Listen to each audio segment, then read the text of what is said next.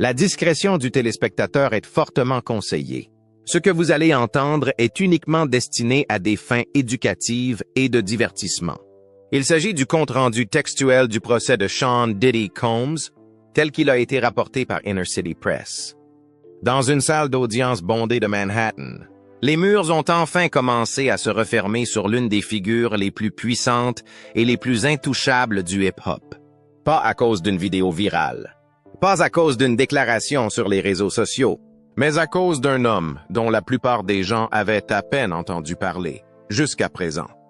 Gene Deal, l'ancien garde du corps de Diddy, un homme qui s'exprimait depuis des années, avertissant quiconque voulait l'écouter. Personne ne l'a fait. Aujourd'hui, les tribunaux le font. Les récits de Deal, longtemps rejetés, sont soudain devenus impossibles à ignorer, à mesure qu'émergent des images et des témoignages troublants qui confirment ses affirmations dans des détails effrayants. Au 7e jour du procès, des sources judiciaires affirment que les jurés ont pâli lorsque l'une des allégations les plus explosives de Miss Deal a été confirmée sur vidéo. Les mains de Diddy tremblent. Il avait l'air brisé. Que se passe-t-il lorsque l'homme qui vous protégeait devient celui qui démantèle votre empire? Ce n'est pas un simple témoignage. C'est le moment où la défense de Diddy s'est effondrée en temps réel. Voyons comment les recettes de Gene Deal viennent de réécrire l'ensemble de l'histoire. Pendant des années, Gene Deal a parlé et peu l'ont écouté. Ancien garde du corps à l'apogée de Bad Boy Records, Gene Deal s'est tenu près du feu.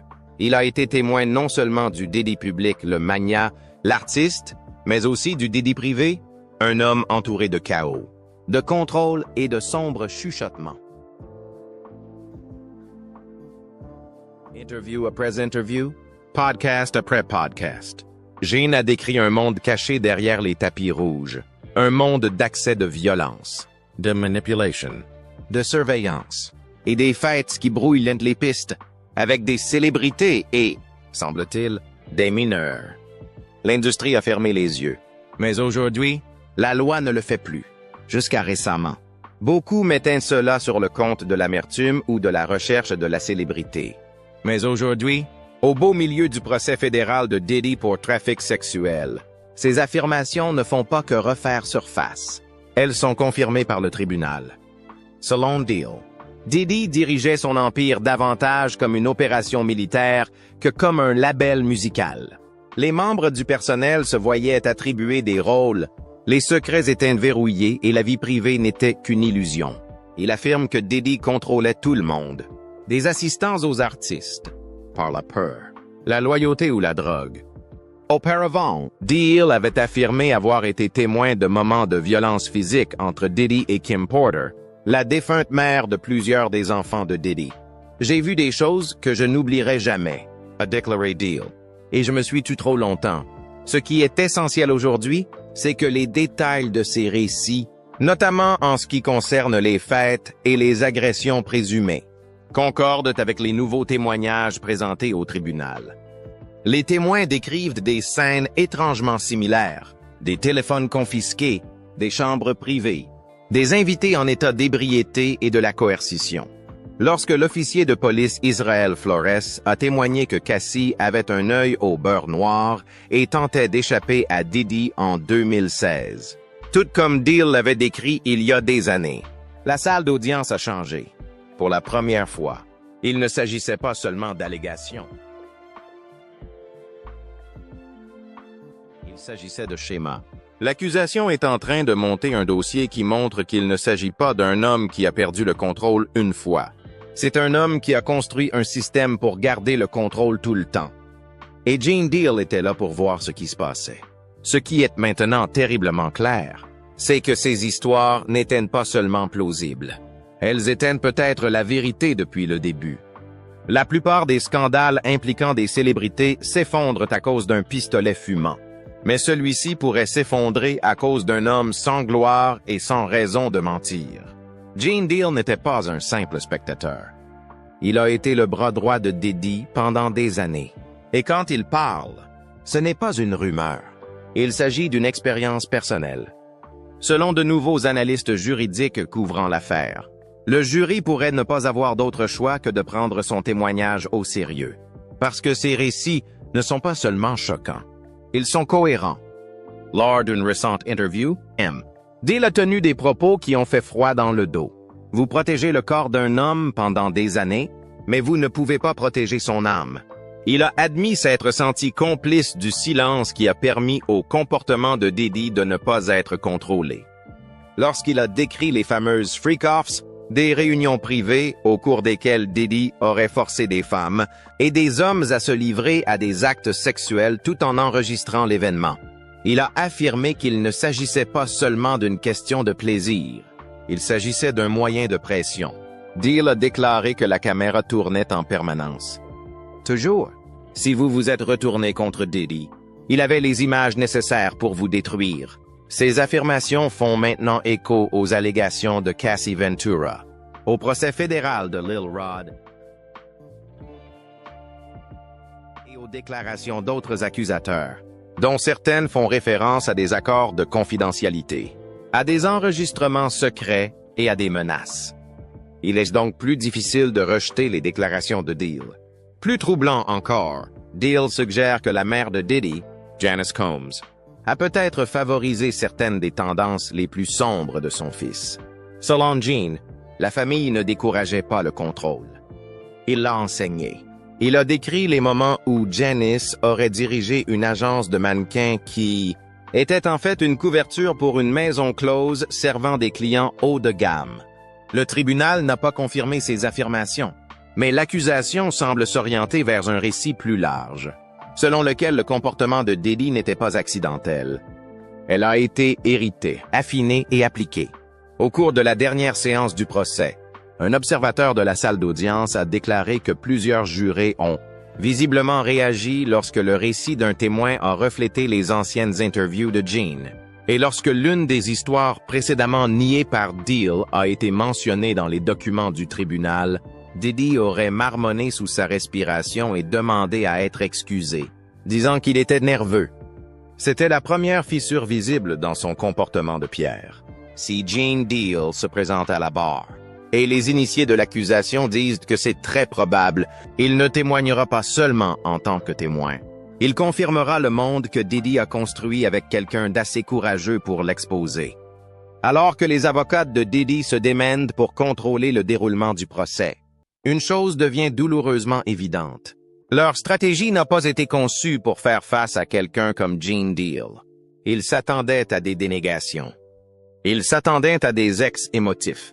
Ils ne s'attendaient pas à un ex-garde du corps stoïque qui n'a rien à perdre et dont la mémoire correspond aux preuves. Deal a affirmé publiquement qu'il avait averti Diddy il y a des années de faire le ménage. Surtout après que Cassie Ventura ait mis fin à leur relation et ait commencé à menacer de poursuites judiciaires. Il a déclaré avoir vu Diddy ignorer ses propres avocats, rejeter des accords et faire monter la tension avec son entourage. Ce même schéma se déroule maintenant en temps réel. Les procureurs ont révélé que Diddy avait rejeté plusieurs offres de plaidoyer au début de l'année. Au lieu de conclure un accord qui pourrait lui épargner des décennies derrière les barreaux, il aurait insisté pour se battre jusqu'au bout. Selon Deal, Diddy croit en son intouchabilité. Mais au tribunal, cette illusion vole un éclat. Au 6e jour du procès, des sources affirment que Diddy était pâle, plus mince que d'habitude et visiblement ébranlé. Sa main tremblait pendant les contre-interrogatoires. À un moment donné, il a même demandé au juge de faire une pause en disant « Excusez-moi, je suis un peu nerveux ». C'est un homme qui se qualifiait autrefois de sauvage, qui a fait la fête avec des présidents et des milliardaires, qui demande aujourd'hui grâce alors que les murs se referment sur lui. Le point de vue de main. Deal s'avère également utile pour dénoncer ce que les procureurs appellent les délits d'entreprise. Selon lui, il ne s'agissait pas d'un homme qui s'enfonçait dans la spirale. Il s'agissait d'un homme qui orchestrait des événements avec des fournisseurs de drogue, des organisateurs d'événements, des accords de confidentialité et des services de sécurité. Aujourd'hui, le tribunal a enfin défini ces histoires non pas comme une conspiration, mais comme une infrastructure criminelle. Et ce n'est pas tout. Deal a également déclaré avoir vu Diddy utiliser son pouvoir pour faire taire les employés, acheter les victimes et éliminer les menaces. Parfois par le biais de pots de vin, parfois par l'intimidation. C'est exactement le type de comportement systémique nécessaire pour prouver l'existence d'un racket. Le type de comportement qui entraîne des peines fédérales. Au fur et à mesure de l'audience, la défense s'efforce de discréditer Deal, mais elle manque de temps. Car chaque jour où il n'est pas appelé à la barre, de nouvelles preuves semblent s'aligner sur ses paroles, qu'il soit appelé à la barre ou non. Gene Deal a déjà remodelé ce procès. Et pour Diddy, c'est peut-être la chose la plus dangereuse qui soit. Les récits de Gene Deal ne font pas que renforcer les preuves de l'accusation. Ils modifient la façon dont le public et le jury comprennent les allégations d'abus. Pendant des années, les histoires concernant les prétendus accès de violence et le comportement manipulateurs de Diddy ont été largement confinés au blog à potins ou aux tuyaux anonymes. Mais aujourd'hui, comme Deal détaille des incidents spécifiques qui correspondent à des témoignages sous serment et à des rapports de police, ces histoires sont devenues quelque chose que le jury ne peut plus ignorer. Dans des interviews remontant à près de 10 ans, Deal a décrit un incident au cours duquel Kim Porter, l'ancienne compagne de Diddy et la mère de 3 de ses enfants, a dû se défendre physiquement contre Diddy en lui tailladant le poignet avec un objet cassé à la suite d'une violente dispute. À l'époque, les gens ont jugé l'histoire de Deal exagérée. Mais au cours du procès, un nouveau témoignage a confirmé que Porter avait été vu à l'hôpital Cedars-Sinai peu de temps après une dispute domestique non divulguée. Bien qu'elle ne se soit jamais exprimée publiquement, l'alignement de la chronologie de Deal sur le rapport des urgences a donné du poids à sa version des faits. Deal a également décrit, avec une clarté frappante, l'environnement entourant les désormais célèbres soirées de folie, les prétendues parties de jambes en l'air alimentées par la drogue dans le manoir de Diddy. Selon Deal, ces événements n'étaient pas spontanés. Ils étaient chorégraphiés. La sécurité a reçu l'ordre de confisquer les téléphones, l'éclairage a été réglé sur des tonalités spécifiques, et les invités ont reçu des instructions sur l'endroit où ils devaient se rendre et sur ce qu'ils devaient porter. Cela correspond presque exactement à ce que Cassie Ventura et d'autres femmes ont déclaré, notamment qu'elles avaient été invitées à participer à des actes sexuels qu'elles n'avaient jamais pleinement acceptés. Diddy aurait qualifié ces événements d'expérience et aurait regardé des enregistrements après coup, ce dont Deal dit avoir été personnellement témoin. Cassie elle-même a admis qu'au cours des premières années de sa relation avec Diddy, elle était complice, programmant certaines des fêtes, organisant d'autres femmes et fournissant parfois de la drogue. Mais elle a expliqué que cela faisait partie du contrôle psychologique qu'elle subissait. Et les interviews de Deal le confirment. Elles ne savaient même pas qu'elles étaient maltraitées. Diddy leur donnait l'impression qu'elles lui étaient redevables. Cette recontextualisation de l'abus, de la colère impulsive à un système calculé de domination psychologique, est peut-être la chose la plus dommageable que fait le témoignage de Deal. Il montre que Diddy n'était pas simplement un homme qui craquait. C'est un homme qui aurait créé des environnements où les gens se sentaient trop impuissants ou trop haut placés pour dire non. Et au tribunal, ce n'est pas seulement immoral, c'est criminel. Si la salle d'audience était la scène extérieure, Deal avait accès aux coulisses. Il était l'homme de main de l'empire des mauvais garçons. Chargé d'assurer la sécurité de Diddy. Mais ce qu'il a vu derrière ces cordes de velours est devenu un témoignage accablant. Dans de nombreux podcasts, Deal a brossé le portrait de Bad Boy. Non pas comme un label de musique, mais comme un culte du style de vie, où la loyauté était imposée par l'intimidation et la honte, et où la consommation de drogue. Le sexe et la violence n'étaient pas seulement acceptés, mais exigés. Deal a décrit le quartier général comme étant équipé comme un centre de commandement. Les systèmes de surveillance n'étaient pas réservés aux supporters ou aux intrus. Ils étaient orientés vers l'intérieur, utilisés pour surveiller les employés, les partenaires et même les relations amoureuses. Tout le monde surveillait tout le monde. a déclaré Deal lors d'une interview en 2022.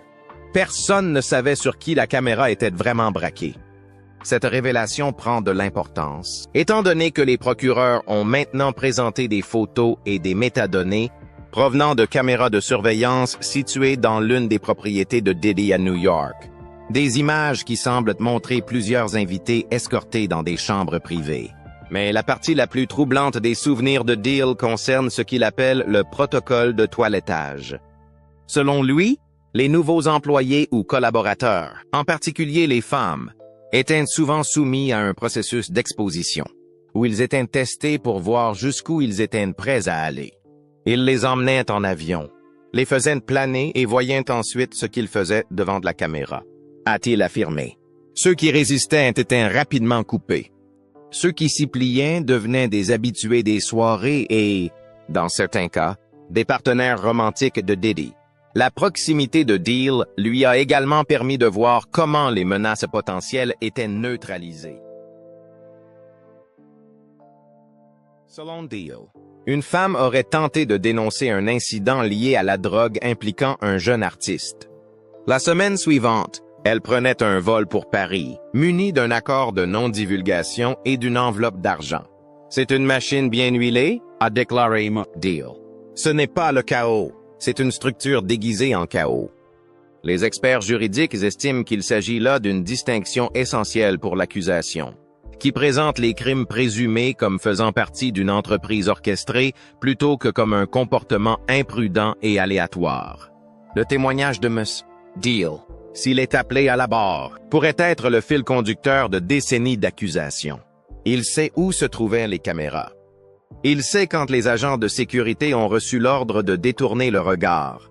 Et il sait comment l'Empire s'est isolé tout en trafiquant les secrets et le silence. Diddy a toujours été une affaire d'image.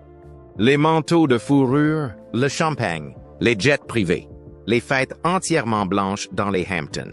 Il s'est fait connaître non seulement comme un magnat de la musique, mais aussi comme un symbole de contrôle. Mais au tribunal, ce personnage est en train de se désintégrer et personne n'a mieux mis en évidence cette désintégration que Gene Deal.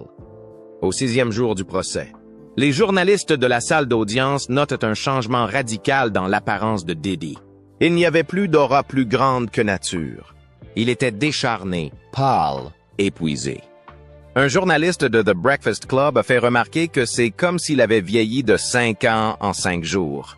Deal avait commenté dans le passé que la pire crainte de Diddy n'était pas la prison. C'était l'insignifiance. Il pouvait supporter la prison. Mais il ne supportait pas de ne pas être vu, a déclaré Deal. Et maintenant, le voilà au centre d'un procès. Chaque détail met à mal l'image qu'il a passé des décennies à construire. La stratégie de l'accusation a consisté non seulement à présenter des preuves, mais aussi à démonter le mythe. Les témoins se succèdent pour entamer la crédibilité de Diddy, le dépeignant comme paranoïaque, contrôlant et erratique. D'anciens employés le décrivent comme exigeant un contrôle absolu sur chaque détail. De la playlist d'une soirée à la dose de médicaments que les invités auraient reçus. Il ne se contentait pas d'organiser les fêtes, a déclaré un témoin. Il en a orchestré chaque minute. Ses propos contrastent fortement avec la défense de Diddy, qui a tenté de le dépeindre comme un artiste passionné, bien qu'incompris. Mais cette image ne tient pas la route.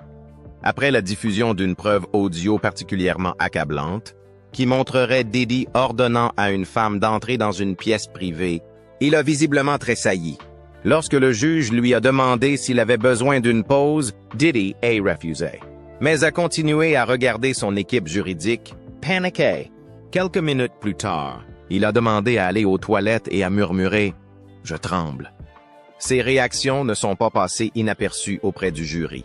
Les experts en langage corporel consultés par les médias suggèrent que l'effondrement physique de Diddy, son agitation, son silence inhabituel, voire son teint pâle, pourraient influencer les jurés plus que n'importe quel témoignage.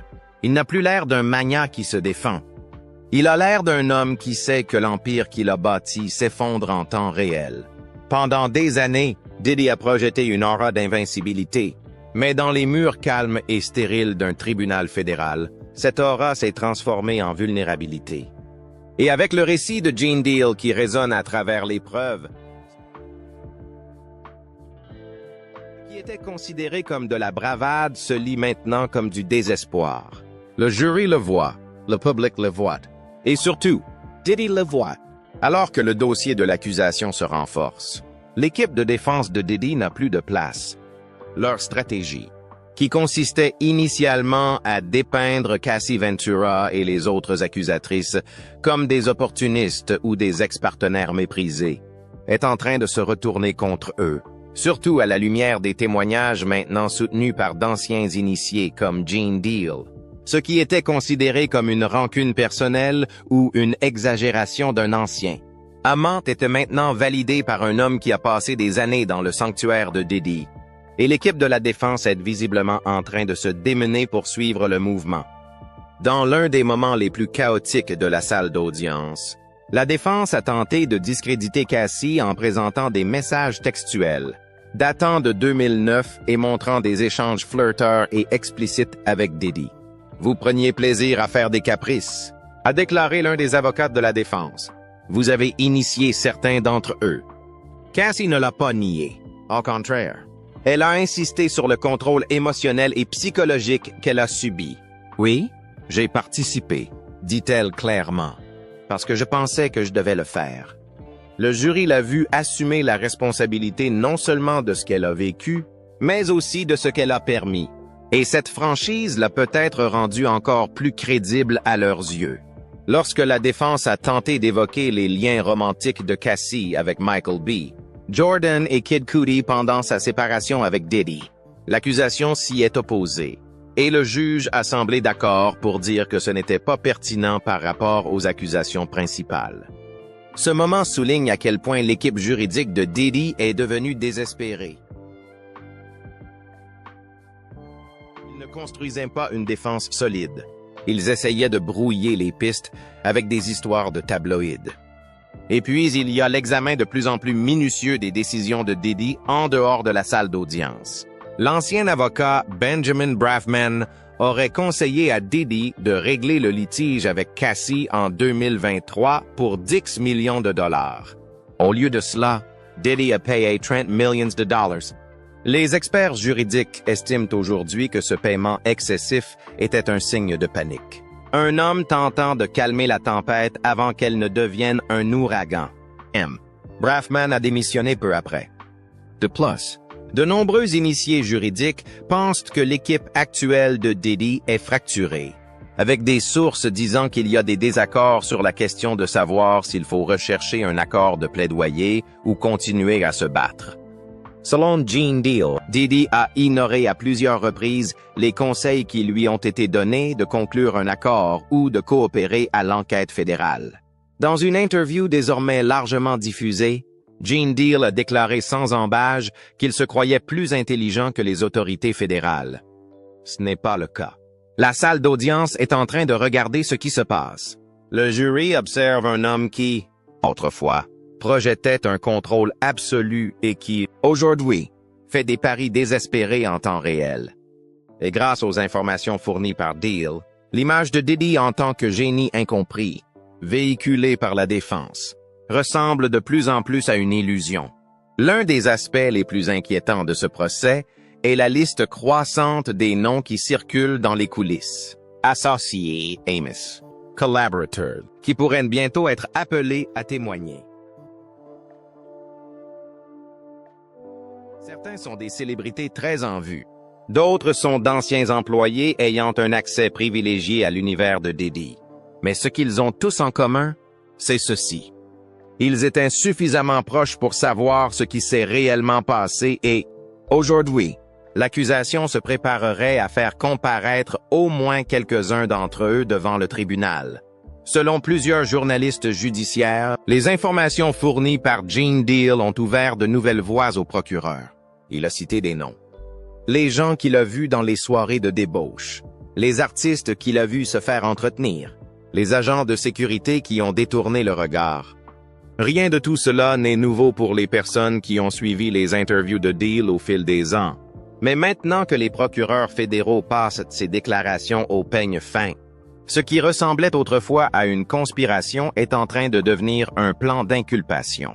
Des sources proches du procès affirment que des citations à comparaître ont déjà été rédigées pour plusieurs anciens employés de Bad Boy. Il est possible que d'anciens membres de Danity Kane témoignent, en particulier Don Richard et Aubrey O'Day, qui ont toutes deux accusé publiquement Diddy d'abus ou de manipulation toxique. Si l'une d'entre elles venait à témoigner, la thèse de la défense selon laquelle Cassie était une amante solitaire et délaissée serait anéantie. Il y a aussi la question des fils de Diddy, Christian et Justin Combs. Christian aurait été impliqué dans un incident sur un yacht qui a donné lieu à un procès pour agression sexuelle en 2024. Justin a été arrêté lors du raid effectué en septembre 2024 dans le manoir de Diddy. Bien qu'aucune accusation formelle n'ait été portée contre eux, la simple possibilité qu'ils soient interrogés sous serment pourrait être catastrophique pour Diddy. Deal a laissé entendre dans de précédentes interviews que l'implication de la famille était plus profonde qu'on ne le pensait.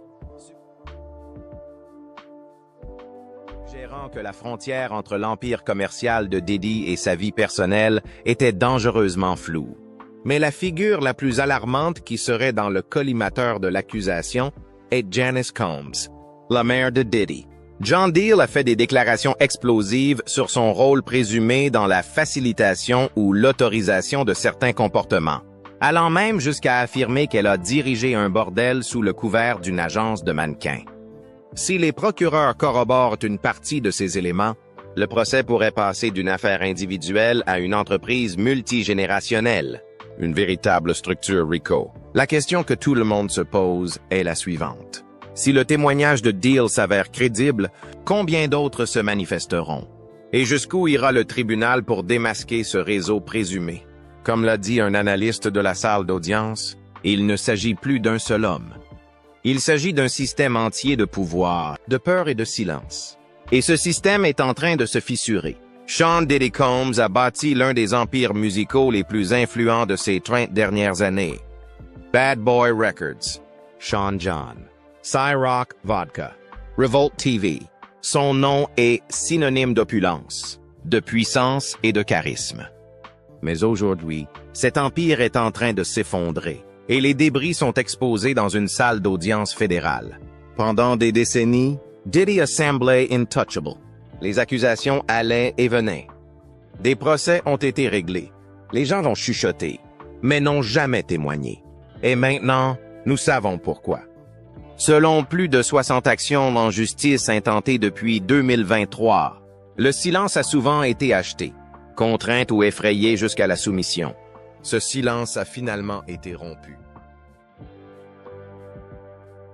Les années d'avertissement de Gene Deal, autrefois considérées comme des divagations amères, constituant désormais l'épine dorsale d'un récit que les procureurs décrivent comme un abus de pouvoir calculé, s'étalant sur plusieurs dizaines d'années.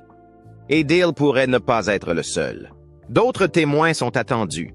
D'autres documents sont en cours de levée des scellés.